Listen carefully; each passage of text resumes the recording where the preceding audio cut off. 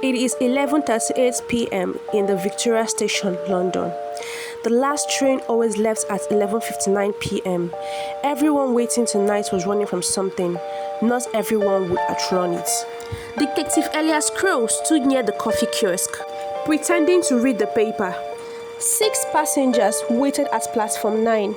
He studied them the way some people study the stars, looking for patterns. Miss Margaret Bell, the woman who knew too much. Margaret sat stiff-backed on a metal bench, her handbag placed precisely on her lap. She wore expensive clothes that didn't look comfortable, and her eyes never stopped moving. Margaret had money, but money doesn't buy peace. Once, she had been a whistleblower. Then, she became what she exposed. People like that always made enemies. Then there was Theo Grant, the man who lost everything overnight. Theo leaned against a pillar, swiping angrily at a dead phone. 24 hours ago, he had been a tech millionaire. That morning, every investor pulled out after an anonymous leak hit the news. The leak came from Margaret. Right now, Theo didn't look rich. He looked scared. Lucien Moore, the man with blood on his hands that no one could see. Lucien wore gloves indoors, a strange habit unless you knew that art thieves often burned their fingerprints off with acid. Lucien's gallery had once made Margaret very rich and almost sent him to prison. He smiled too easily. Then there was the beautiful Nina Cole, the woman who never stopped watching. Nina looks like someone you could trust. Soft voice, warm eyes, the kind of woman who remembered your birthday. That was how she got people talking. Her article on Margaret would have shattered 3 political careers by morning if Margaret lived that long. Reverend Paul Hart, the man who forgave too easily.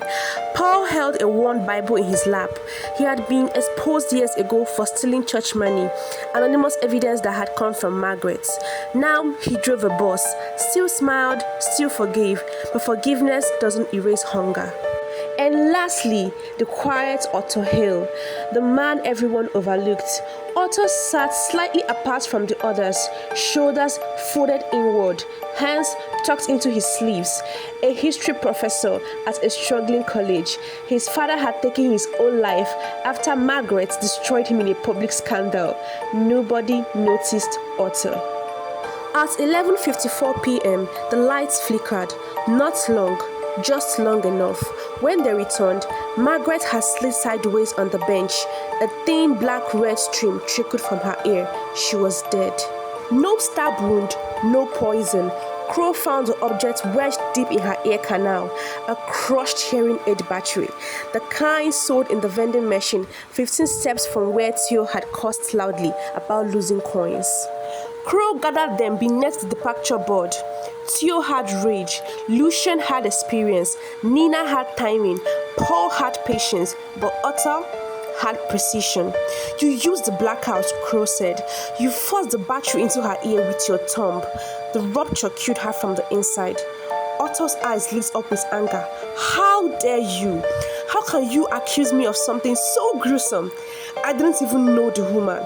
He lied. Detective Crow took out Otto's hands from his sleeves, showing everyone his thumb. Can you explain the faint silver chemical bonds on your thumb then? Crow looked at him, his eyes held steady, registering every flick of his nervous fingers. She killed my father, he whispered. I just gave her back the sound of it. Crow cuffed him. The others watched as Otto was dragged away. Nobody cheered. The train arrived. Theo boarded first, then Lucien, then Paul, then Nina. Only Crow remained behind. A constable approached him. You solved it fast. Crow didn't respond because in his pockets was Reverend Paul Hart's Bible, and inside it, a meeting time, a blackout schedule, and a sketch of Margaret's seat position. Paul hadn't killed Margaret, but he had planned the conditions for a murder. He vanished into the train crowd. Crow had let him go. The constable asked, "Should we pursue the Reverend?" Crow watched the train disappear into the tunnel. "No," he said softly. "Tonight, only the hand that struck will be punished, not the mind that aimed it." The station clock hit 12 o'clock a.m. and somewhere in London, a story went to print. with a truth that would never be proven. If you enjoyed my story, please like, share, and subscribe. Thank you.